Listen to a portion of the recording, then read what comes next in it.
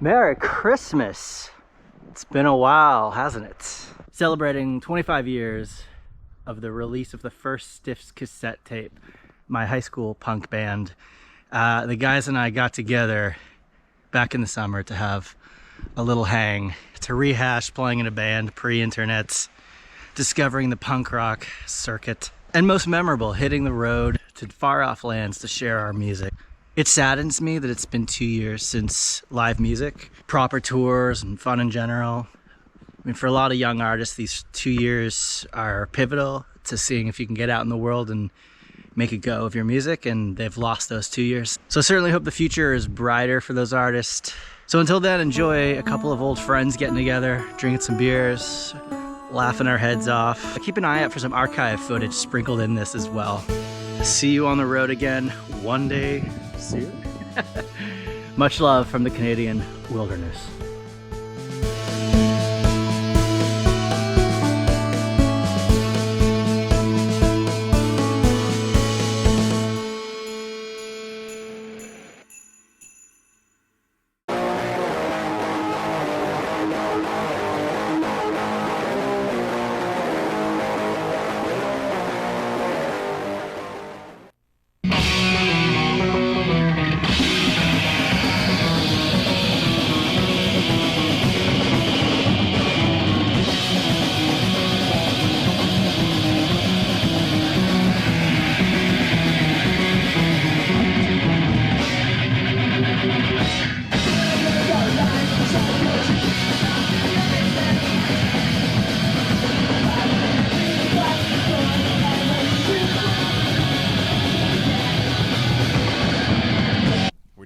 We did it. We turned on the thing. This is 25 years since the first Stiffs tape. This is the first time we've been together. I don't even know half as many years, it seems like. So I just wanted to say cheers, guys. Yeah, cheers, cheers boys. To 25 years ago. Good making to see you guys, man. Pop punk music as bratty kids in the GTA. Where did we record the first tape? Ruminal Records. Where was Ruminal Records? Mississauga? Etobicoke, I think. Mississauga. Streetsville? No, I think it was Etobicoke. I think you're both right. It's like both Mississauga and it's both Etobicoke. Now, how did we find Mike Pedro? Oh, that Spencer. I don't remember. No, man. how? Spencer took us there. He drove us there. Not how did we physically find it? So I don't remember. 1996, we went into a recording studio. I think we went there twice because we made a tape under the band name Against the Grain. Right. And never saw the light of day. Yeah, I have no idea where that tape is either. Don't remember the song. Grow Up is the first song on that, right? Yeah. That's a good song. Jesus Christ was an Antichrist. I still think that's our best song we ever wrote, is the very first one, and it just gets 0 time. Well, maybe we'll play it later. Tonight. Fuck yeah, we are. What's the first... So I think the first practice we had would have been at your place. That's where I met Singe in Scarborough in 1995 or something like that. We all went to the Green Day show probably a couple months after we all met. Yeah. At my place. I'm trying to picture in that Scarborough. too, man. Or was it at my place? Essentially, we were like high school band. Like Right. so I knew Mike obviously from living in East York, Toronto, and you moved out to Scarborough, and then you went to school together. That's how you guys met. Yeah. Now, I'm trying to think if you and I had played music before we met Andrew, or was this like all happened at the same time? It was all about the same time, like grade 9, stoked on Nirvana and Green Day. Yep. And, I think you guys might have been playing, though, because when we met and I got a guitar and started to learn, you know, you had said, like, oh, my buddy Rob plays. He's got a guitar. Yeah. We can jam there. And so I think you guys might have played before I came into the mix. Yeah, that's why I think it you was. did. Because I thought there was this, I have this memory of being at your place and the blue drum set in Scarborough, and maybe there was like a guitar amp or something, and then we had like our first ever, just you and I jam. You met at high school, And at one point, somehow the three of us ended up in a band, obviously with Dave, with your brother. Yeah. So the first tape we ever made under the band name Against the Grain was like in 1995, I think. But of right? course, Bad Religion thought of it first, so we had to change it. There's a lot of band names that we. Story of our life. We should have stuck with Frozen Turds. That was the very, very first. Very first name of the band was Frozen First time we ever Turds. performed was Frozen Turds. Was that at your high school battle band? Yeah. Okay. What was the first song we played? Do you remember? It must have been Don't Want to Grow Up. No, we played an in the UK. Or? Yes, yeah, we played yeah. we played the intro of Sex Pistols and then played our song. So that was the first thing we ever played. The first one was pretty uneventful, right? Like we just played, and luckily I didn't get bullied after that somehow. Like somehow playing band in people high school. liked it, I guess. Yeah. not to bully me all. Yeah. That gives you a the rest pass. of my career. Yeah. I was Yeah. in grade 9. I had braces, I think. When that shit happened. Like, When we played at my high school, they made me submit lyrics to ensure there was no swearing. And I just like copied face-to-face lyrics from the liner note, gave them this. It's like, yeah, that's what we're playing. We brought Steve, who wasn't even plugged in. So we had a guitar. Yeah, I had a no guitar. strings. We had a Sid Vicious, just not plugged in, playing. There was a huge mosh pit on stage. Do you remember that? Yep. They kicked out all the chords. There was like, you and I were not even playing anymore, Rob. It was just like bass and drums, chaos mosh pit. And then Steve grabbed the mic and just goes, fuck you. And the lights went out. Yeah, and then turned it off. The assembly was Yeah. over. Curtains. For a second. Curtains instantly. You got your neck wrong for that. I remember them like Yeah. grabbing you by the scruff. Oh, they like, grabbed me. What? A teacher grabbed you? The SEC president, the lady came over and just slapped me in the face as soon as she saw me. Oh my It's god. like, you promised me you wouldn't swear. And I was like, I have no idea. I don't know what happened. That's It escalated. amazing. Yeah, it was Steve. Yeah. Oh god. And then it was like, it was in the yearbook that year. It was like the like top 10 things overheard at the Christmas assembly. And number 11 was, we apologize, ... And that was the Stiffs. See, I was forgot it. completely about that. Yeah. Entirely no memory until you brought this up. Oh, man. But I think it's what's interesting about our like musical sort of inspirations when we were like 14, 15, 16 was that we loved Green Day, we loved Nirvana, but somehow we also loved the Sex Pistols. Yeah. And like, because we kind of got into punk like backwards, but there's no way that someone who gets into Blink-182 like 4 years later got into the Sex Pistols. Oh, yeah. And wanted to be Sid Vicious. That was just done, you know. Blanc, you and I both rocked the chain and padlock like Oh, yeah. Sid Many constantly. years. And if I noticed in the artwork of the tape that you drew, we both have the chain and padlock in the drawing of the tape. Yeah. Shout out to Sid right Yeah. there. That's another thing too, because you did all the artwork for all the Stiffs tapes and CDs and everything. It's funny. Yeah, you did all. And I was actually looking Free at. artwork. Why not?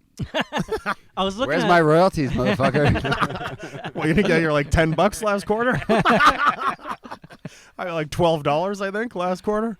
But yeah, so you did all the artwork too. So it's kind of just this little like team effort to get these tapes out there. And I think like the first tape 96, so that makes it 25 years right now. And then like Dumb Songs for Dumb Girls was an 8-song or 6-song tape, I think. I think it was 6 songs. 5 or 6, I think. And then Yeah. No One Knows was the final tape of the series, and that was 8 songs. Yeah. I'm trying to think, did they come out like 96, 97, 98 or something like that? And then there was the I think CD so. in 2000 or 1999? I think that sounds right. They're about a year apart. Okay. Yeah. So officially the Stiffs, I think, had like 3 cassettes, and then we had the 1 CD. Yeah. And really it's like, it's kind of fascinating to think about. I want to get back to this question, how on earth we found this guy in Etobicoke/Mississauga to record most of those tapes. Like Yellow Pages? Could it have been a sticker on? Remember he had those stickers? He did have He had stickers. those stickers like Rumino Records, and it would have his phone number. That was pretty much all the sticker was. I think that's how we found it. I don't remember, man. I really don't remember. Do you guys have any memories of going there and recording? Remember his mom was really Oh, yeah. crying because Not- we swore? That was not the first time. The first time was like I felt went seamless, and the second time was when everything went crazy. He was like shirtless the whole time, and his like mom was around, and like she cried. We called him Fat Mike because he was Matt. He was Mike and just a heavy man. He would get so mad about it. We're like, no, that's a sign of respect. We love Fat Mike. So how old do you think that guy was? Because I could put him at, I mean, again, he might see this one day, probably not. We love you, Mike, if you see it. Sorry, but never paying you for the CDs that you made for us. But Was it Pedro? yeah, Mike Mike Pedro, yeah. yeah. I looked him up. I couldn't find him. But Yeah. He doesn't have Facebook. no, I don't think he's on Facebook. Yeah, what else do you remember about recording there? Because that was the first time we were ever in a recording studio. Yeah. It was done And- in one day. Like it was And like done. unorganized, knowing Yeah. nothing. Yeah. And us just being like, oh, we like loud guitars like the Queers records. And like things like that. That was like our insight to share. And he also was like, he was just like a kind of jack of trade studio guy. So he would record, a reggae band one day, maybe like a country band the next or something. So it's not like he was like an expert in some sound that we were wanted. But actually, I think the tapes sounded pretty good. Like, all things considered. I have no idea. We recorded them on like ADATs or something, probably. Yeah, it wasn't on like reels. No, it wasn't reel to reel. So, and then I think we went in there, like, each tape probably only took, like, 2 days or something. Or was it only like 1 day? I think it was 1 day. Like, in and out one day, I think. Recorded, mixed, mastered, done. Maybe we went back for mixing, but, like, I think we recorded everything one day. It's like, how much time do we need for mixing? Like, an hour. 50. Yeah, an hour should do it. Yeah, the idea that we just have absolutely no concept about how long things take in the studio. Nice guy, though. Shout out to Mike Pedro. If you ever shout out this. Mike Pedro. That was the first time any of us had ever been in a recording studio. I do remember that we went Christmas caroling to raise all the money to record. That I remember. Yep. How'd you go about putting out those tapes all yourself? Christmas caroling. We go Christmas caroling every year. That's where we raise money. We went yesterday. We made $91 yesterday. For like an hour of singing. No, it was like 2 hours. Any young people who ever come across this and start a band, you need to finance your record. You have to go Christmas caroling. It's one way to maybe do it. But we would make like... You guys knew the posh neighborhoods, I remember. You'd be like, no, we're going to this one. We'll get a lot there. Did we do that? Yes, we totally did. We kind of knew which ones to go to. Yeah. So I think we only sang Jingle Bells. Or did we have any other? No, we had a repertoire. We had a few songs. I feel like we only knew like 2. Like Jingle Bells. We would like switch it up though. Like coming up to the house, you'd be like, "Let's do Silent Night." These guys look like they got it going on. Let's do Silent Night for these.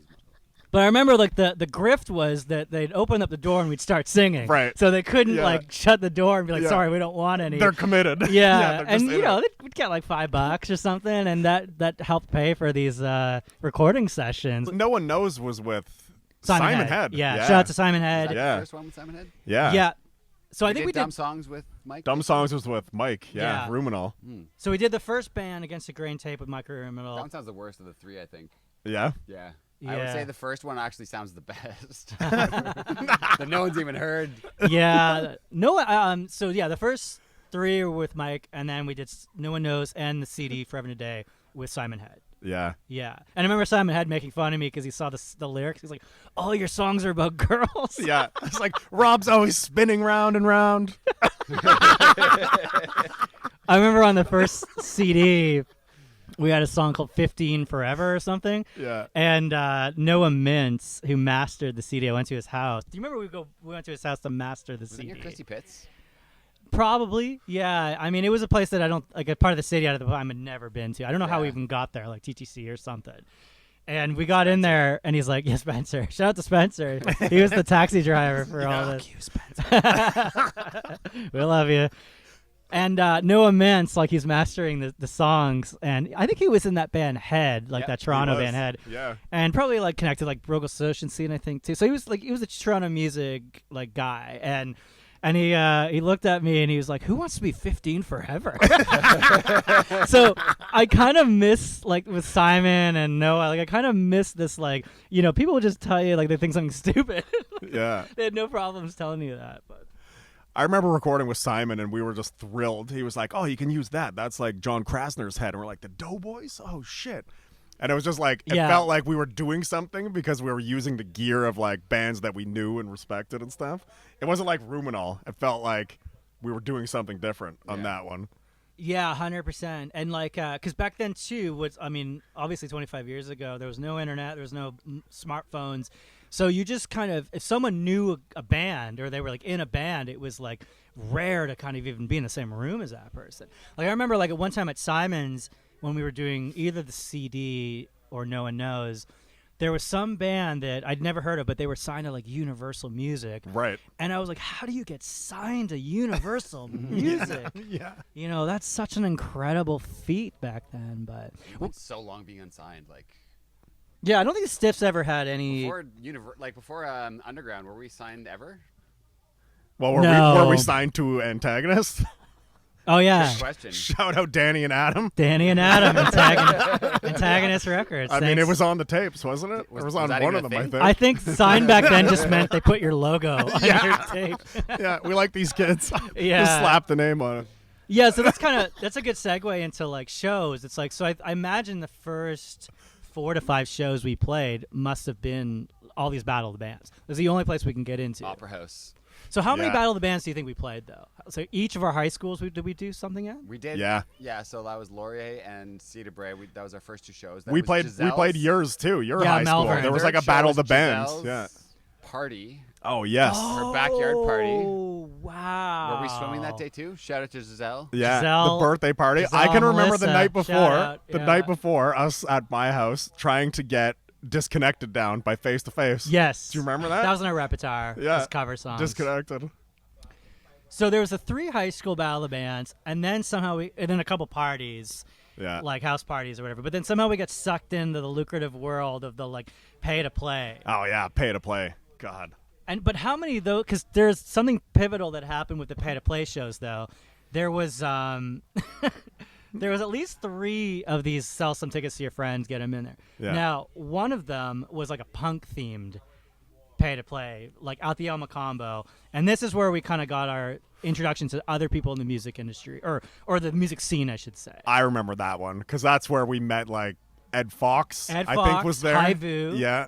We opened with Linoleum that night, if I am not mistaken. Yeah. We played a bunch of covers that night. We must have played a queer song. Yeah. Linoleum we played. We played a Screech. Veronica Hayes. Yeah, played Yeah. Screeching Weasel. We loved all the Lookout Records bands. Yeah. And that was a pivotal moment though, because that's when like Ed Fox, who was he was a radio community radio Personality. DJ. Yeah. Street so- correspondent. I don't know. Street correspondent. I Yeah, don't know. so Moz and Rockers was the big punk radio Yeah. on CIUT, U of Toronto, U of T, and he saw us, and I Yeah. guess we gave him a tape or something, but we knew who he was by name because he was a Right. guy on the radio. We listened to these, and then he kind of introduced us to all these other bands, Maryland's Vitamins, Yeah. And Tire I think Kickers. he played us on the radio too. Like, He did. After And- after that show, I remember he said the only band he liked was the Stiffs or whatever, and we were just like, what? Yeah, that was huge. They mentioned us on Mods and Rockers. that felt like that moment in that thing you do where like they get played on the radio for the first time in the laundromat. Yeah. Like, that moment. But CIUT Pretty was sad. big in the sense that, like, again, this is pre-internet, pre-Spotify, obviously, pre a bunch of stuff. And so a lot of people who were fans of punk rock music, that was their only real way to hear punk rock songs they'd never heard before. Totally. I remember recording Mods and Rockers every week. Yeah. Yes. Just because they would play bands, and then that became my mixtape, was whatever they played that week. Yeah. So it was like a huge deal when we got kind of played on this radio. And I think that was the first tape, or the first Stiffs tape. And we would photocopy them DIY style at I'll like always the King. You know what? You're right, because when we did Dumb Songs, Ed came to Ruminal. Oh yeah, He did. He was like, I remember producer. he was in the booth with us, and he was there for that whole I thing. remember like fighting for shotgun with him every trip. Like it was in Etobicoke, so it was a bit of a drive. And like if he didn't get shotgun, he was pissed. Yeah, And if you got it, he was like, "Yeah, I did." yeah, those were Yeah. like Days and Confused days in a way. Totally. Like, Yeah, it was around then when we met like Damien and Sandy too. yeah, right? because Damien, Yeah, I think at one point when Ed Fox left CIUT Radio, Damien took over. Like, I guess Damien was in there, I feel like we were and friends with Sandy. Damien before that. he came to shows and wanted to like roadie. He was in there, and then he got mixed up and like he always said, "Scared Stiff" would be an epic hardcore song. He's like, "You should make it a hardcore song." And then he was like, "Just let me sing it." We let him sing it, and he was Yeah. right. It transitioned to a good hardcore song. And because you wrote that song. yeah. I did. Yeah, I ripped that song off hard. What Yeah. did you? Do you remember? Oh, I know what it is. It's Don't turn off the lights. Screeching was 100%. Oh, No shame. No I was shame. thinking it's Vindictives has that exact same Well, chord progression. We loved I Vindictives love around the that Vindictives time. too, but it was definitely I felt it was a hard rip of Screeching Weasel. Oh yeah. More than the Vindictives, but cool. Now, what do you like? So you were writing songs though, because somehow that one just got in. You were like, I think this would be a great Stiff song, because I think it was basically like you. Was it with Chris Salamone? Because something about Chrissy's too scared, and he turned and he the pissed lights the off. bed. Yeah, He pissed the bed. He was too scared. Little sissy Chrissy fucking with the bed. That's the lyric. That's it. I love how like those are the songs you write when you're like 16 years old. You're like in love with these girls in high school, and you write songs about your friends pissing the bed. At least it wasn't about a girl. I know that was like our moment of like, yeah. Boyfriend, a girl pissing the bed. That's right. I wrote a song about puking on a girl at a party in high school. Rob was in love with a girl like hard for how long? Like 2-3 years? Like oh man, that could have felt the like first 2 back or 3 then. It felt like tapes. 10 years though. Could have just been 18 months. The first 2 or 3 tapes are all about one girl, I think. Yeah, like one of those like classic, you know, you can't tell her you like her in high school. She just like tortures you because you're just in love with her.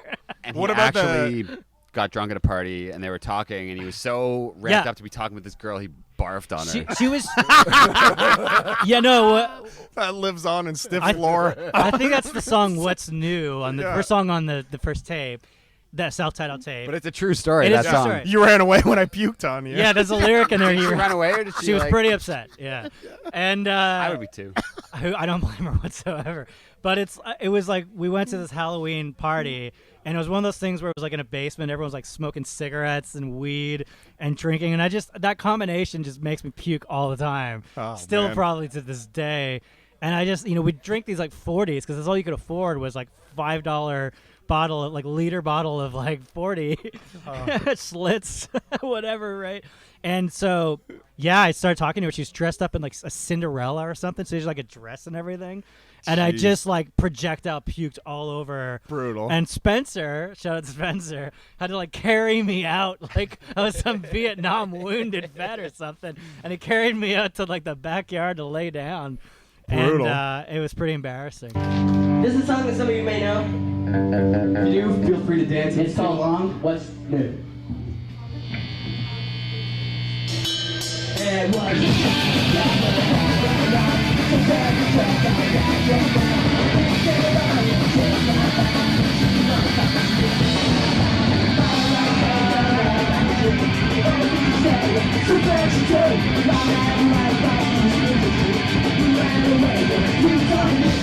I do remember the failed effort of Dumb Songs was that we all had written a song about a girl that we liked on that tape. Do you remember that? Yeah. Like you liked the deli girl or whatever, Bobo? Same girl. I can't remember the one. job. Yeah, You're the One I Want. You Yep. wrote that one. I don't remember who it was about. It was someone you were crushing on hard. It was about a lady named Eva.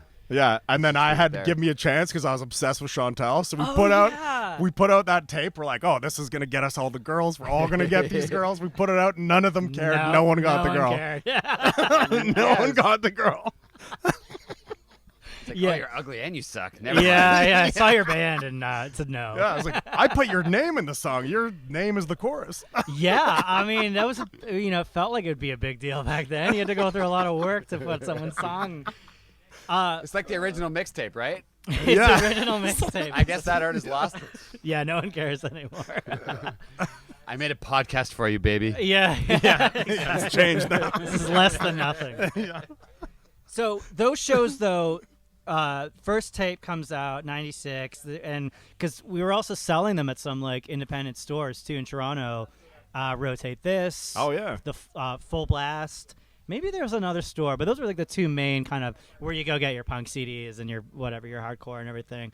And I remember going in there, and the guy who worked behind the counter, who I dealt with, he's like, "You're the only band that sells any tapes in here." Really? Because I'd have to Yeah. go down every like 2 weeks and put another 5 tapes in there, and it was on consignment. I don't remember. Maybe they took 10% Wow. or Is that something. full blast or rotate? Rotate a lot. Well, both. Really? But because we were played on CIUT, Mods and Rockers, Yeah. there was an interest in the Stiffs, and a lot of people kind of heard about the band. Do you guys remember the show we played where we sold the most tapes ever? Does that stand out to you? Was it in Bolton? I think it was Bolton when we played with Reset. Yeah, And that's it was- right. Yeah, and it was in like that hockey arena, and the stage was kind of in the center, and there was people all around. And Reset showed up like way late, so we played, and then they were on the side of the stage. We loved Reset at the time. I remember the drummer had. We did the whole medley of like Backstreet Boys, and people threw bottles at your head. That was not a good idea.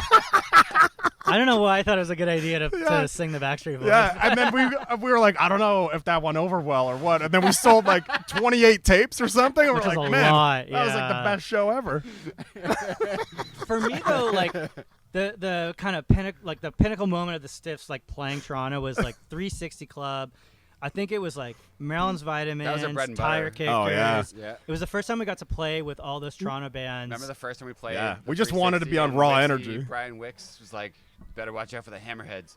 Oh, yeah. God, I remember. Bottles at you and they'll bring down the chicken wire. Yeah, our first 19 plus show. He was like, "Don't worry, just ask for the chicken wire if it gets out of hand." And Make we were sure like, you "What impress the the fuck?" hammerheads or you're dead. We went out to go smoke. I remember Shout out the to the bouncer Hammerheads. wouldn't let us back in because we were like 17 or something. He was asking for ID. We're like, "We're the band." He's like, "Sure you are." That's what they all say. Yeah, because we were in high school, and these bands who were only probably 25 years old or something. Well, Wicks was maybe 28. He seemed kind of like an older guy at the time, but like a big brother in a way. And like these, they would put us on these shows, and it was the first time that you got in front of like audiences that weren't just other 17-year-old kids. And I remember distinctly when we played that first 19 plus show with Tire Kickers, everyone just sat down at the tables at the back. Yeah. And no one came to the front. And we're like, is this what 19 plus shows are? Everyone just Because they sits and suck. drinks? Because we don't want to play them. Yeah. Was that a matinee? I don't know. It was definitely the 360 though. Yeah. Yeah. Remember the Sunday matinees? How good were those? They were yeah. Yeah, I mean, that was such a huge, great way to go see shows too, especially if you're like young and you can't stay out late or something like that. It shaped me as like, as a musician, everything. Like, that's where we saw everything. 360. Was there any other venues that did matinees? Maybe the Rivoli did some too, but 360 was like I feel like the place we played the most in Elmo. Yeah. Yeah. And sometimes we get to play the Opera House or something, but it was pretty unlikely that. Feel like Elmo, 360, and then a couple places that don't exist anymore. Yeah. Cathedral, I remember a few. Oh, yeah. Yeah, Cathedral. And then upstairs with the Reverb. Yeah. I remember Streetsville is where we used to play early days with like Familiar Alien. When we got off, it was like pay to play. When we transitioned from pay to play shows. Yeah. We played with them in that like Lions Hall Club or whatever a few times. Yeah. Remember? And that like Vulcan Dub something. Do you remember Vulcan that Dub band? Squad, yeah. We Remember? played Streetsville with Shout out those to Jason. Remember the Generator on Queen Ossington. and Ossington? And we played a show there. Yeah. And we played like a reggae bar like next door to that with the pre-Closet Monster band. Wasn't it like with Public Display? Public Display. Yeah, and then we met like Mark Spickluck. That's where we met Mark, right? It was. And Absolutely. they were like booking a ton of shows and stuff, and he was just like, we got shows for you guys. And that was like, and that's where the Ajax, I guess, we started playing. I tell this Totally. story to a lot of like Spickluck's friends too, where it's just like first time meeting that guy. He was 17. He had a car. He lived in Ajax, and he had a book and a pencil. And he was like so organized for 17. It was unbelievable. Like we didn't even know where Ajax was. Yeah. no. I mean, he's Still like don't. he's like I can get you guys Yeah. shows. Still don't. Yeah, he just like had contacts Shout out all to over the geography. place. Yeah. Yeah, the Chameleon. The Chameleon, yeah, The those Chameleon shows and are crazy. Ajax. I mean, I think that was like a bar that was like, or it wasn't even a bar. It was like sort of like a, I don't know, kind of like a weird youth cafe almost in an industrial zone or something like that. Yeah. And he would just have like, I don't know, they would do shows like once a month as a Closet Monster, Kyle Stanley. Yeah, that's right. Jesse Coburn. Who was in Closet Monster before Jesse? Was it John? Dr. John? Dr. John, yes. Or was he the roadie? No, maybe. Might have been Something, it was John. It was Yeah. He had a nickname, though. It was like... And he sang that one song on the old tape that we loved and listened to all the time. Closet Monster like was life changing. Ooh, thanks Rudy. Thanks Amy. Thanks, You- y'all. Bringing the Awesome. kids Thanks, up buddy. with nice hospitality. Thank Yeah. you so much. Serving up cold ones. You're on the internet. Good service around here. First time playing out of town. What do you think was it Caledon Bolton? or Ajax? Caledon, Ajax? Yeah, I guess those were some real kind of like also getting out of the city. And When we playing. played that Bolton show, I remember we had no ride, and Ed Fox got his buddy to like drive us in a station wagon, and we cranked like NWA the whole time. Do you remember that? I That remember dude that. didn't even like punk rock, didn't stay for the show. It's like, what time do I have to be back? It was just some Yeah, where random did that dude guy go? who drove us. We used to always roll into town blasting NWA. And just like, It was kind of a staple of the Stiffs. We Just are rolling not into like, taking fuck the any shit. police. Shout out to my parents because they let us play. They in the put up with it, basement. man. For free, Yeah, like, no rent. multiple times a week. They always let us play. They drove us to gigs. They drove us Yeah. to stuff. Like, Yep. Always, the man. lawyers were definitely very helpful. Absolutely, and it's like Yeah. brought all the gear back for the summers from the TDSB. Shout out to TDSB. No. Yeah. Yeah, we could check it. And he would, I remember he made me take the stickers off my bass that said property of Toronto District School Board. He was like, everyone's going to think this is stolen. You can't have that on your bass. And he made me take it off, or I couldn't practice in the basement. yeah, it's very questionable about things he's concerned about and things he's not concerned about. That makes me think. We played a gig at his school. Oh my God. Do you remember that? And we filmed that whole thing, and it was like during lunch, and we're like, has the gig started? And your dad was like, yeah, it started like an hour ago. Just play it. And we were just fooling around. No one was watching us. Oh yeah. And there was some kid, Ryan, we loved, some punk rocker Was kid, that- Ryan. We kept yelling at him. Maybe It was that just was at the second show. That was like some really school early. outside, yeah. That might have been the second, or maybe even the first thing. Like, I don't know. Like, I love Yeah. my dad bringing us out to just a shit gig. He's like, "Here you go." You can play at my school. Yeah, all the other shows had audiences, right? All the Battle of the Bands. And my dad's like, well, you can come up and play my school. No audience. Yeah, Like, no "Great, one our watched." first bad gig is from you. Thanks for the support. Your dad would always go down with the camera running. New Year's Eve, 1994.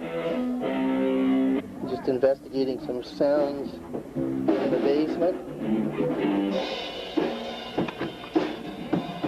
First of all, I want you to introduce yourself.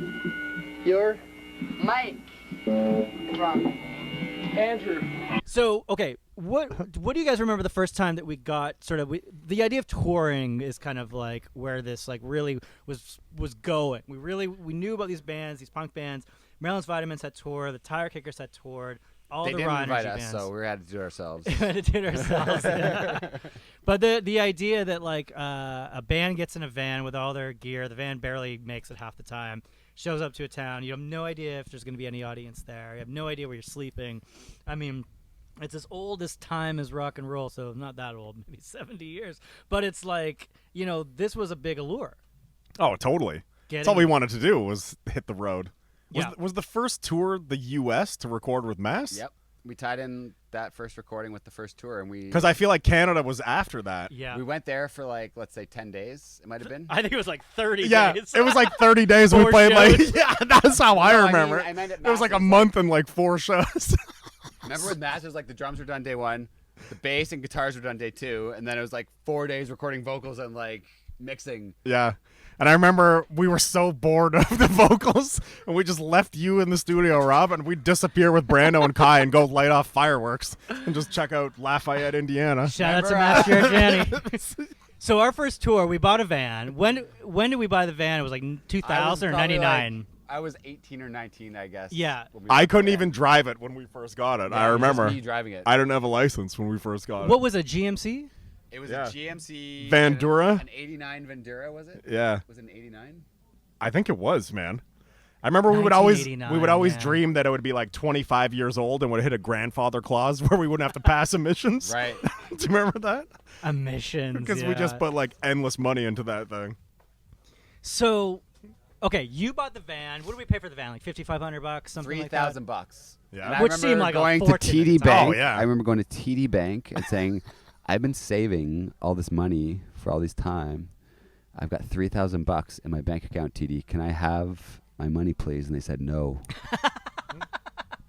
Why? Bank's for you. And they wouldn't give it to me. Like, I'm going to close my account right now. Fuck you, TD. How could you not take your own money out of your Yeah. bank? Right? What do you mean the They bank's don't out have of money? $3,000 back there? Are you kidding me? Oh, Like, you needed it in cash. yeah, of course I Oh, need cash. okay. So maybe they just didn't have enough cash. Yeah. Fuck that. We didn't. $3,000 a bank doesn't have $3,000 in one I day. don't know. Like, I'm not oh. defending the and bank. I'm just much trying more to than that, understand like, it. I need $1,000, bank. You have my Yeah. money. What Okay. were the shows we played on the first tour? I remember Long Island. Oh my because, God. Because we played with like what were those bands? I don't know. It's crazy. And we stayed with that crazy dude. And it was robot like, band, of yeah. course they want coffee. And like, remember that dude? Like, it's 4 a.m. Of course they want coffee. Don't try and bang my girlfriend. Remember that dude? Oh, it was like, yeah, it was like robotic spacemen scientists or something. They were like Devo meets the Dead Kennedys. Yeah, And they had the theremin. Robot scientist. Yeah. Oh. That band was crazy. From Long So we Island. stayed with that guy or something? He was like the brother of one of the bands that played or something. Oh. But I struggle to remember the other shows on that first tour. At the time, though, how many of us were even 21? Only Brando, I So think. he had to buy all the beer. Yeah, and I think that was part of why we recruited. I mean, obviously he roadied a lot and came to shows. Oh, he was a good and he wanted laugh. to go, Yeah. and he's like, he was the only one that could buy his booze. I mean, Kai and Brando, like, just nothing but laughs. Like, Oh, for yeah. like 3.5 weeks or Do you whatever. remember leaving Alice Fazoli's or whatever that restaurant's called, and Brando whipping a meatball? I was a vegetarian at the time, and still, he whipped a meatball out of my shirt and it exploded. And he didn't. I was pissed, and he didn't like the smell of Tiger Bomb, and I just like took a handful of Tiger Bomb and like wiped it on his pillow, I think, and I just got him back. So we're even forever after this because you're gonna be smelling this for the rest of your life. There were so many like shenanigans like that. God. Just messing with each other all the time. I remember the border crossings were always an issue. Yeah. Always an issue. Rob was stressed to the max about yeah, it. no, should look, be. Rob and I would coach you up for like an I hour was the before only the border. driver. Yeah, we would coach you up. We're staying here. Why are you going there? We're camping. The biggest You're idiot. like- He was gonna forget all the things. Now, Least responsible. And He's then- driving. but there Yeah. was one tour we did where we were smart enough to leave all our gear in Yeah, Rochester. totally. Because we were coming back. So then when we came back and crossed the border again, we didn't have any gear with us. But Yeah. that was the time where Mike's like, the agent's like, where you going? Mike's like, Detroit. Detroit, what are you And he- doing what are you there? doing in Detroit? Camping. Pull over. Yes. And he was like, what are you boys out for a little action? And your response was, pfft. And then so he wrote the thing, stuck it on the window. He's like, pull in over there. So we got out. He's like, take the thing off the window, go into the building. We took it off the window. It said, out for a little action. It was July. It was the 4th of July around then, wasn't it? It was. Like, It was. that's why. It was like people lighting Yeah. off And fireworks. we're like, this should have been the easiest crossing ever. We had an empty van. I we know, weren't a band. Nothing in there. Remember when they Oh, do you- tried to like bust us? We had like a hemp bracelet in like Oh, the rearview God, mirror on yeah. one of the tours, and like the Yeah. border police tried to bust us because like Yeah. we detect some cannabis in your vehicle. Oh, Yeah. man. Like, what are you going to do? Smoke that? And then they'd try and separate us. And like, you're the driver. This is all on you. And they'd try and like pull it on me. I was like, you can't smoke hemp. Yeah, they're not the smartest people in the Yeah. world. And I remember we had just stocked up on like all the fluid for the tour, like oil, like everything, windshield wiper fluid, and we watched them just dump it all no. down the sewer. Do you remember that? They emptied like everything, and we I got don't in the remember van. that. They're just and the being van- responsible. Yeah, and the van was destroyed. And every other time we would cross, we would queue up "fuck the border" propaganda, just waiting to crank that, or hope they would turn the power on and hear "fuck the border." Every time. Yeah, That was our a anthem. classic song. with Yeah, that border every crossing. time. I try to think Thank like you, how, Propaganda, for that. Yeah. I'm trying to think how many tours we did in the U.S. I mean, it's probably no more than 2 or 3. Oh yeah. I'd say, like, Yeah. yeah. So we had to see. Okay, we got to talk about Europe because that's like the big. That was like the big kind of epic like, Yeah. moment of like taking our music, and I mean, to be honest, I couldn't tell you how many shows the Stiffs played. I think I know how many tapes we put out in the CD and everything. I think I know how we recorded them, but it couldn't have been that many shows we actually played. Maybe 50. You know what I mean? Like Yeah. all in all. But then we got to go to Europe. Just like. To me, I think like the thing that it's still my favorite thing I ever did. It's still the thing I remember the most. I mean, I've toured as a solo artist now, probably 30 tours, and they're great, good fun and everything. But it's like nothing's like that first time where you yeah. got to go to a different place. We just had no idea. No idea. I remember it being intimidating, kind of. Yeah. And like, were the first shows in Wales? okay, It so was, yeah. Yeah. so It was. And all we're- the Swansea Cardiff And rivalry it was, with those it bands. was a very and, like, rough bar, like and the it was roughest bar we chaos. ever played in. Yeah, You it were was like chaos. definitely like stirring the pot. I was like, you are fucked. Like, you're going to get beat up, and I'm not backing you Yeah. up in this bar. Like, this is The one guy, Yeah. the one guy punched Dano in the face at that show. Do you remember that? I don't remember that at all. Yeah, that was in Wales. Shout out to Dano. Shout Sorry out about Dano that. was just trying to sell CDs for like £5 How so we did could he get get gas punched in money. the face? The guy, Was the he guy, trying to steal one? and the guy was trying to steal the CDs, just and let Dano him. pulled it back, and the guy punched him in the face. Dana was always trying to, like, And he stop came people in, from stealing. and he was like, Dano came in and told me the story, and I was like, who? Which guy punched you? And I just went and stood in the street with my arms stretched, just like pointing and yelling at those guys. And then the Cardiff band wouldn't let Swansea use the PA. Remember all that chaos? Oh, my God. So I'll kind of Wales was like next rewind. level. I was so obsessed about getting over there. It was like a goal. Let's get the band to tour Europe. Canadian bands have toured Europe before. We were They didn't- sick of touring Western Canada. Yeah, they also like It sucks. So I think like through Book Your Own Fucking Life, I managed to find a couple bands, one in Italy, one in France, or just some contacts. And so I was like kind of going back and forth with these contacts, trying to get the band over there. And the idea was that we would tour with a European band, use all their gear, rent a van, et cetera, et cetera. So somehow we ended up with Side Issue or Freygolo. What was it? Freygolo. Freygolo first. So yeah. So this is how this worked out. We flew to Amsterdam, first time ever really like flying to Europe. I don't even really know how the visas work or anything, so I was like, we got to be really careful. We don't say we're in a band, even though we have all these guitars and Yeah, everything. I remember we split up specifically, Yeah. and we're like, we're not together. We're like, well, that guy's got a kick drum and a cymbal. I'm like, oh, I just have my bass. I don't know. Like the first You time, guys should like get together and make a band. No, I don't know him. yeah, it was the first time like hearing like Dutch over the airport loudspeaker. Roken his Doddeljik. Yeah, Roken his Roken his Doddeljik, Doddeljik. which is the worst translation for smoking is prohibited or something. Smoking is deadly. or something. I think it was more you can't smoke in the airport than warning you about the health benefits. But it was hilarious. We just could not stop. I was so nervous, but we couldn't stop laughing. I know. About Roken his Doddeljik. So then we passed like passport control, and we're in like Amsterdam Schiphol Airport. And we had to get a train to the city. We had no idea we were going to sleep, by the way. Yeah. So we knew we had to get like a hotel or something. And we got on the train, got to Amsterdam Central train station. It was all under construction. I remember, like the whole place was gutted, and like Yeah. everything that Probably everything was still under is. construction. Every time I go there, it still is under construction. All the streets were under construction. I remember. Yeah, for the trams probably. But do you remember, like, we walked out of Amsterdam Central train station, and some guy just handed us, like, a hotel flyer. Like, he's like, stay here. So it was the three of us and Dano, and we walked. Somehow we found this hotel. Every time I go to Amsterdam, I try to find this place. Yeah. I have no idea where it's at. I walked the streets because I remember it was like a flyer. It was like a yellow sign. Yeah. Something hotel or hostel or something. But he's like, you can just stay here, because there's a guy who gets commission if you bring the flyer to the hostel. Right. So we stayed there with Dano. We opted to have no other guest, and the three of us were like, Dan was like 2 years older. So Yeah. he was like, his body Old was man Dano. Yeah, he was like, I need a nap. And we're like, nap. We're in Amsterdam. I remember that. Cafe. Was that me? Did he beep at me? Yeah, the arrogant American. Get off the road. Sir, my friend, Orange Dude. How are you, sir? Hello, goodbye. No. This is what I do. No, you don't shake hands? That's too much. Goodbye. Very good, very good. Good night. Goodbye. Hey, that's my orange bag. What needed to happen was we needed to take tallies from Amsterdam to Paris to meet up with Freygolo. And here we are at the Amsterdam Central Station. And there's the boys. Babo. Splint. And got like here. And next time you see us, we will be in France. No, take two. Take two? Next time you see us, we will be in France. Okay, that was Or this gentleman right here. There we go.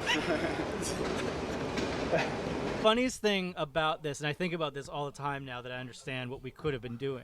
So because the only train tickets we could get for that day were first class, so we had to pay a lot more money. We're on tallies going from Amsterdam to Paris, and we had to wait something like 8 or 9 hours for Freygolo to pick us up at Gare du Nord in Paris. Yeah. Now, we had no idea at the time, but we put all our backpacks and guitars and just like huddled like we were just camping out in Garden Nord for 8 hours.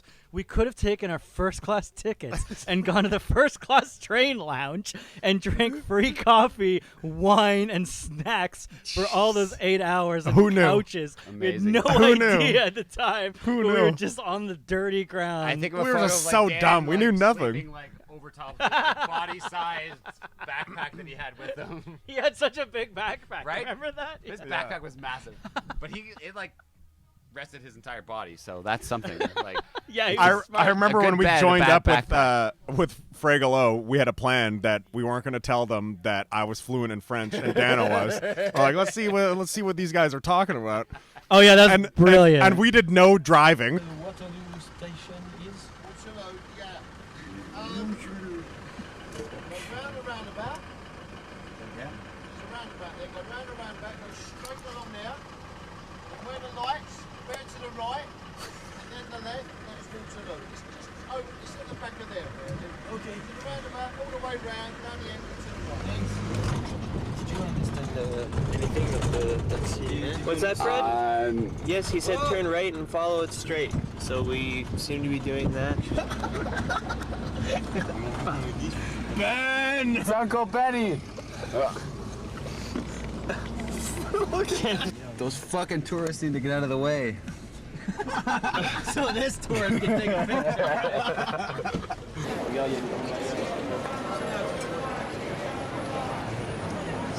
And they would just talk so much shit about us in the van, like constantly. And then I would tell you guys. And then one day I just went up to them and I spoke fluently in French. And the look on their face, and they were like, "Fuck, he knows everything we said." Like to kind of not to like to defend them a little bit, right? So because we became really good buds after. We did, yeah. Eventually, like we kind of warmed to each other. It was just the first few days were Yeah. awkward, and I kind of get their side of it too.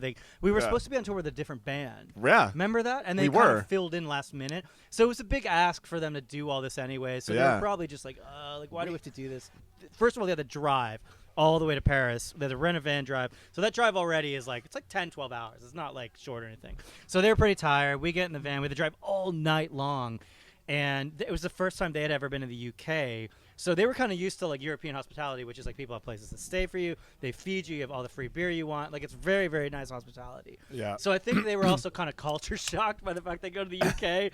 And John's mom's like, you're getting one meal out of the 3 nights you're here, and that's it.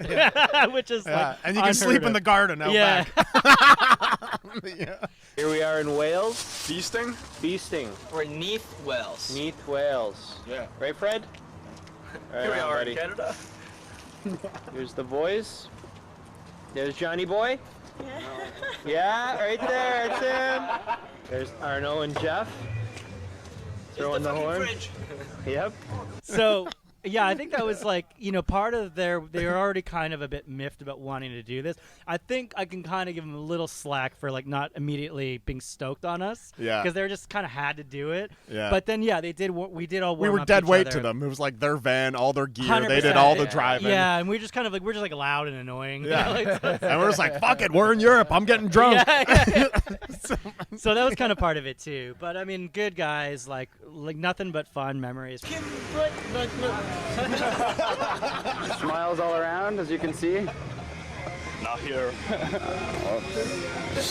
Can you zoom in on that? Jono's got a Stella.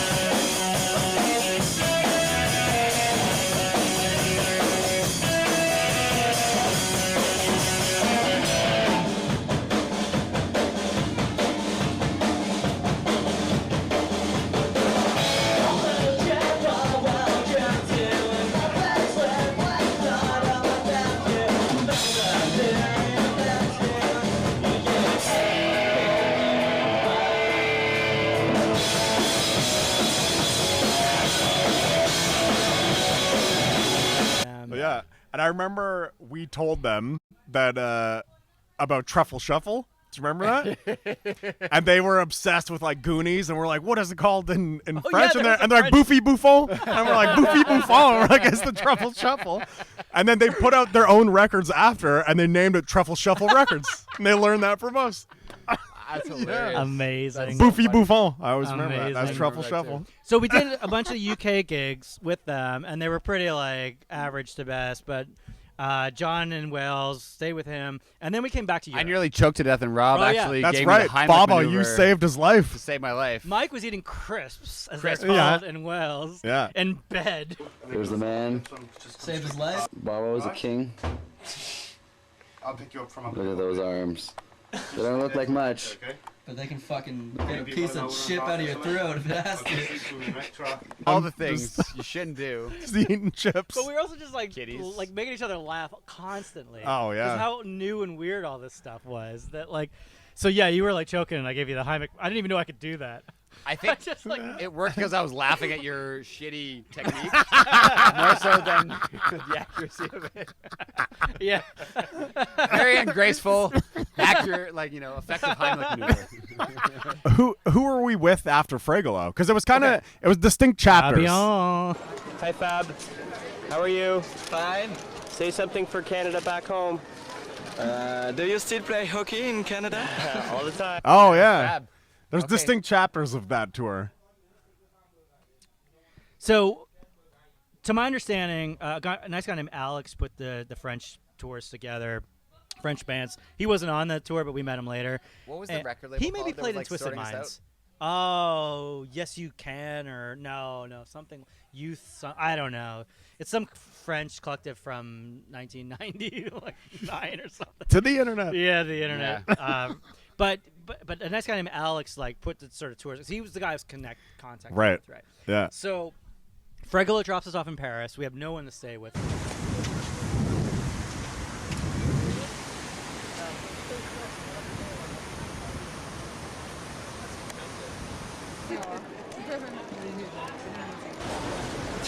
And Babo's gotten everyone sick. Not everyone, just me yet. Hey, buddy. What's going on? Not much. How you doing? Sick. Give us a nice cough. There we go. Huh? Huh? That's right.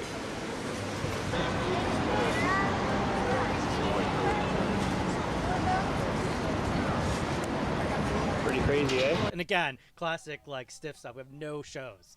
We just have like a week to do absolutely. We had a week like, off in Paris. Yeah, I yeah. remember that. Yeah. Yeah. So Alex knew Fabien Rivenet, and he basically contacted Fab on the day. And he's like, "Look, I got these like 4 Canadian guys." Yep. Okay, sure. Yep. Yeah, I don't remember how we met him initially though. So before that, Alex is like, "Okay, here's the instructions. There's a guy named Fab. He's wearing a Metallica hat, and he's going to meet you on this platform of this train station."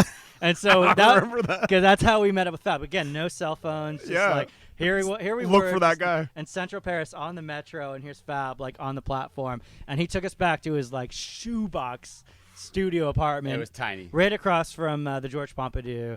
And it's like, Yeah. and he had to wash the dishes in the shower. Yeah, Remember I that? There was, remember like, that. almost no sink anywhere. Yeah. Yeah. It was like a hot plate, and he would cook us crepes. And And then like, four of us and Yeah. one of him, and he had a girlfriend Yeah. too. He's like, "Oh, she might not come this week because it might be a little crowded." And then he just left. He would like be like, "I'm gonna stay somewhere else. You I'm guys gonna stay stay." with her. You Yeah. guys- yeah. And I was like, "This guy is unbelievable." He I just mean- like fed us, let us take over his flat, and he left. it really is. It's like one of those memories of meeting someone that just shows you what hospitality can be, and you never forget it. It's like, oh my God, this is like the nicest thing anyone's ever done. Yeah, and we joked. Like I remember, we joked specifically. It's like, "Do you guys need anything?" And we're like, "Yeah, just like beer and women, whatever." Went to sleep because we were dead. He Oh, came back, yeah. woke us up, and he had beer and like a chick with him. And we're like, LOD. "What?" Shout out to LOD. LOD. It's just like the incredible good nature of just towards total Oh, yeah. strangers. It's unbelievable. I mean, anyone who's ever played in a touring act. What like was it knows on this. that tour or the second one? I remember we were flying out of Paris from somewhere, and the flights were canceled. And then we went That was all the the way second back to one. Fabs, and we're like, "We need to stay here again." He was like, "Of course." He just Yeah. he just took us Incredible. in. We were in Paris for a week, and Yeah. then we met up with Side Issue. Dave, how are you? Say something to Canada. Dis quelque chose à Canada. Voilà. Greg, dis quelque chose à Canada. Bonjour, Canada.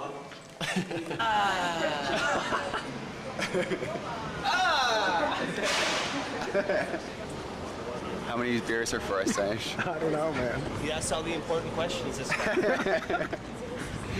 What day is it? What country are we in? How many beers How many beers do we have? I knew the country today, though. It's been your hour of study. Bonjour, Stan.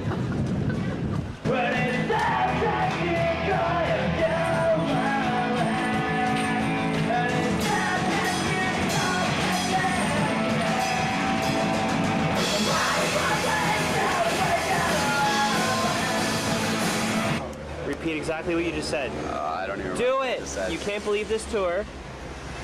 Every day, we're looking forward to the next day. 'Cause just like the places are so good. And we went to the south of France. Yeah. And that was like the first time we played probably some of those towns down there.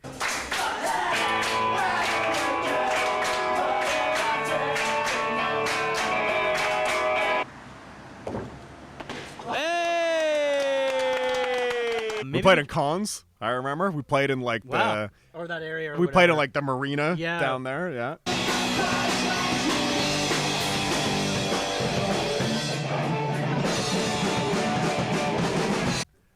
And Yeah, I remember that's we went so to like interesting. Annecy with them. They were from Annecy. Yep. All right, who's gonna throw Rob in? Put the fucking camera in. On va lancer Rob dans le lac. Okay.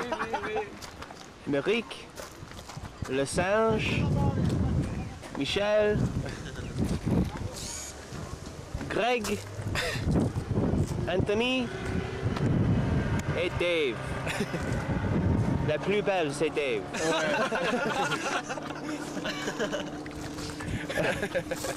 Dis quelque chose à Canada, Dave. Welcome to NC. Welcome to NC. And I was like, I didn't know France looked like this. Yeah, the mountain. You see the Alps Yeah. the first time? Right. Yeah. It was like the So lakes and the cool. mountains. How did you like hurt your foot or So sprain that your was ankle? in Metz. that was in Metz with Olivier. Yeah. But Amazing. it was Dano just crashed into me during the set. He was just like rocking out. I was turned a different way. He bowled me over, landed on my ankle weird. Okay. Yeah. Here's the scoop. Dan broke Singe's foot by jumping on him during the set. That's as much as we know. The rest of the tour is going to be fucked. And, what do you got to say, Bobo? Viva la France. Viva la France. Where is it? Is that mine? Tell me what happened. All right. I'm going to show you what happened. Okay. I'm going to run. Here we go. Hospital time with Singe, the wounded warrior. Broke Singe? Pulled ligaments. Is that super bad? They said it's gonna take like a week to heal. That's not. He said if I keep my foot up all day, that I should be able to walk on it here and there, so I could probably still play. But I have to keep it up like all day. I can't really walk on it for now. I have to keep this on for like 5 or 6 days. It's the 7th game of the playoffs, and he's freezing her. Freeze it, tape it up, fucking give her overtime. Overtime period. Got the joint in hand, he's ready to go. Fucking making Stevie Y proud, right? That's right, man. That's right. Let's give everyone a round of applause. Round of applause. Round of applause for Sam. Attaboy. And then we played a show in like Belgium or something. In that church. And I had to sit on the stool.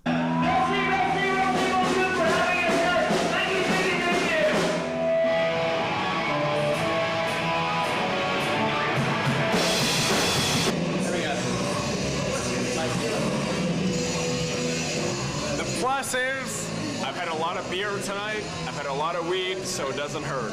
What doesn't hurt? Cuteness. You fucked up, Dano. You, Dano. Dano sent me to the fucking hospital in France. That was it. There it is. But tonight, ça m'intéresse. Je m'en fous. That was your say.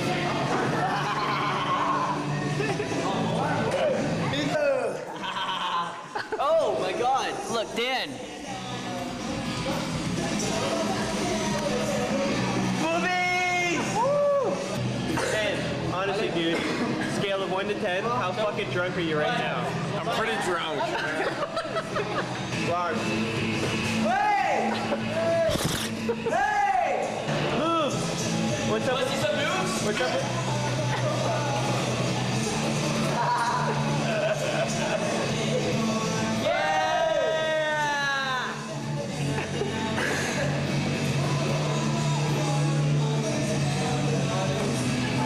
Do you remember all that? And you like get up and thrash. It's like Yeah, because we were drinking all the moonshine.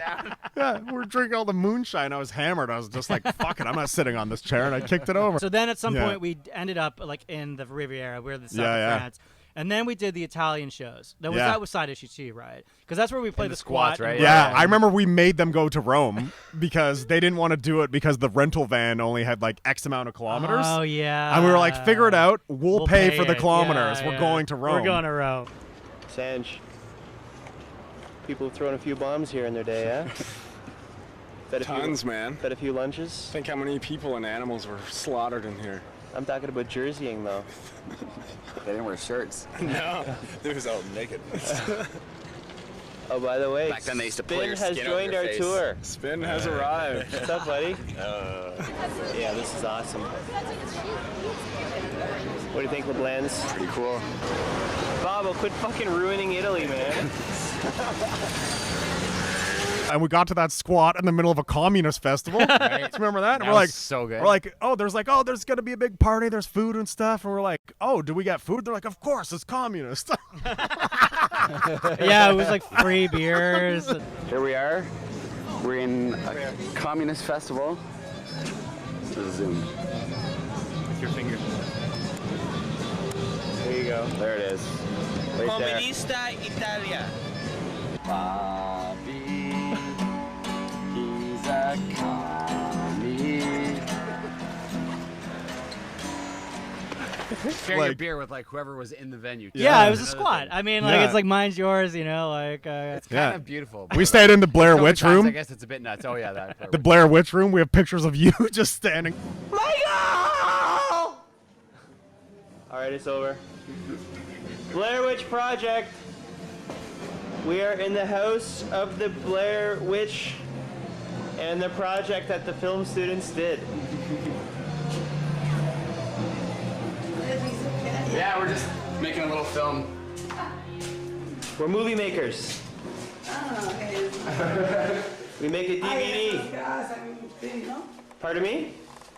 Just that I heard some scream, you know. Oh, no, it's all good. I'm sorry. I'm very sorry. No problem. Good. You know, some allergy can Hi, how's everybody doing tonight?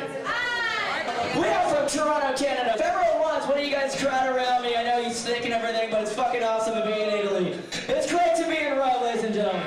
Do you know my greatest memory side issue is they played before us, and like at some point like the nearly bass got player. tomatoed or like whatever else you could throw. Do you think the audience didn't like them? I can't remember. I don't know. I remember they were terrified to play for like the gutter punks they and the didn't squat, like, and we they're were like, kind of at we were much harder than side issue. But we were like much more at home with this because we loved the Sex Pistols. Yeah. So we were like, oh, this is like our crew. yeah, it's like you we're know? playing a fucking punk Yeah, we rock thought- show we thought tonight. We were more punk than we were. Though. Yeah, and they got up there and they sound like the Ataris, and they love Blink-182, and they were just like Travis terrified. Barker, drummer, you know. Yeah. But the best part about those terrified. guys is that like they played that set and they got off stage and the two of them immediately talked to these two Italian girls, like immediately. Yeah. I've never seen this before, and they both went home with those girls. Yeah. And it was just the other two guys didn't want to sleep in the squad. Right. And so it's like, could you imagine like a more like Did they sleep in the van and we all yeah. slept? Oh my God, so we all slept in the squat because we were Spence. Shout Yeah. out to Spence. We picked him up at the airport like 8 hours late. Yeah. I remember all of us sleeping on like just like dirty mattresses in this Yeah, room. and I remember waking up in the room and there's a dude with like tinfoil Smoking who knows what. meth or who knows. Yeah. You guys want some? I was like, No, I'm that's gonna all go back to right. sleep. Cool, thanks, man. Yeah, turn the light out when Do you're you. done. Yeah. It's like, man, Europe tours were a completely different level, like squats and all that. Oh wait, but we'd met Muff. Mistake Oh Us yeah, for totally. Fun. You I can't- met Muff. The first tour, right? I met Muff the first tour, yeah. Oh fuck, we You forgot all can't about skip over them, man, Scotland. and stuff the first time. We played in like Brixton. You remember that? No. You were with us. Yeah, we played like. Remember they wanted to hire a cabbie to lead us out of the city because they were so mad about the maps and how to navigate around London. They didn't know how to hilarious. get around. And we played we played Manchester, where we stayed in that like university dorm, And we were just cranking Guns N' Roses, throwing ashtrays out the windows. Yeah. You remember all that? I totally remember that. Yeah, it was chaos with those boys. We were just drunk 24/7. Beansy, Stu, Sean, and Steve. Yeah. Shout out to those guys. Yeah, shout out to see who was drunker. Like love those Days of the boys. Scottish.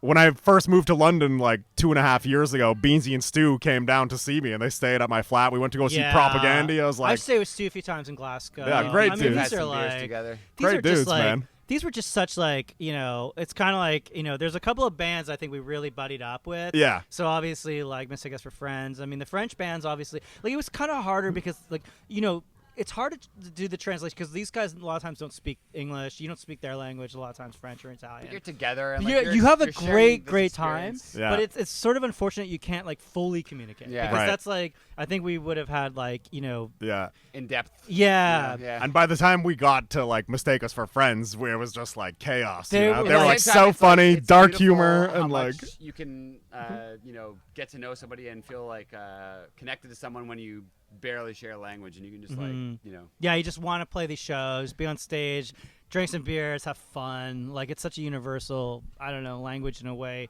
Now, to end off on because like again, like it's like, is there any other bands that we became like such good buddies with? I mean, obviously like the Toronto scene, like it's like kind of Maryland's Vitamins, Tire Kickers, a lot of that crew. Yeah. But it really was these touring bands like Mistake Us for Friends and then Left Behind. and those are the two that stand out to me from all the they were tours. really just like immediately Yeah. clicked or the like same sort of thing. How do we meet Left Behind? What are your memories? So I remember we were on the 7-inch with like Say 10 Records. Say 10 Records. Okay, yes. And it was a Say split 10. 7-inch with Left Behind, where he had just like found bands and he put them us with together, Left Behind. completely randomly.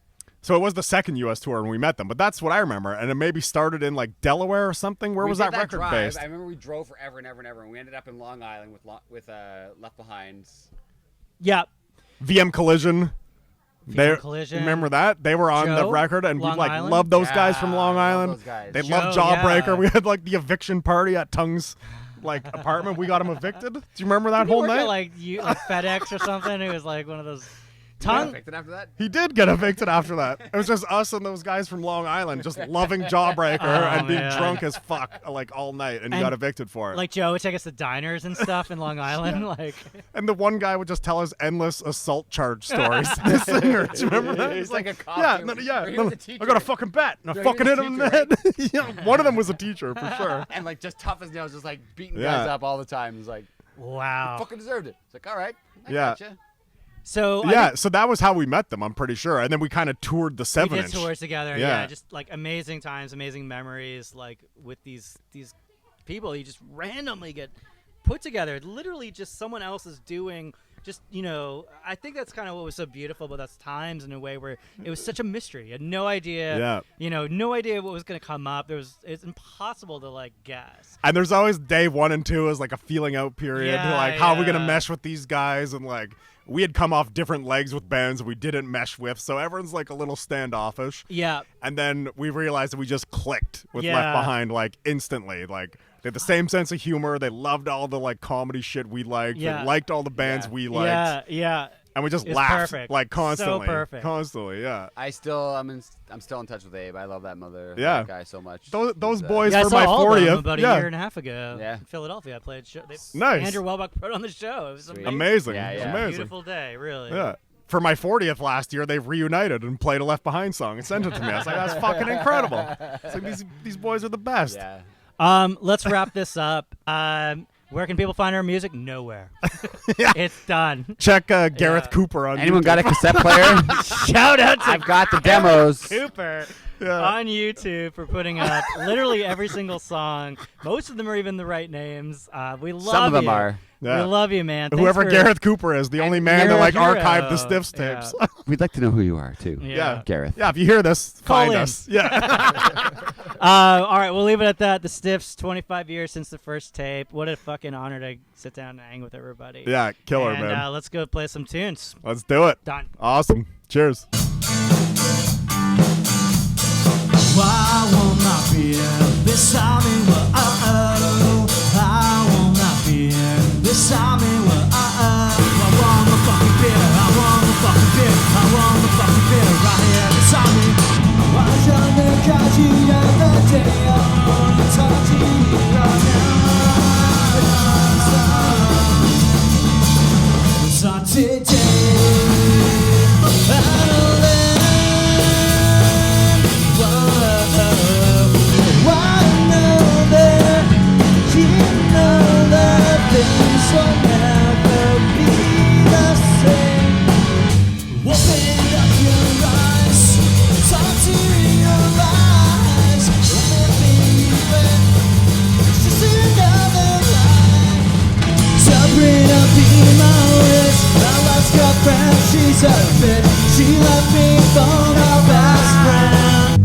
make me wanna shower.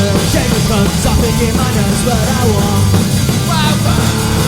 Again, I won't tell why.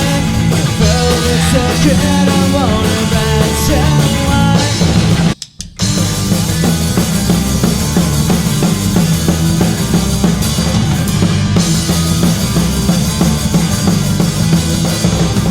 I was just thinking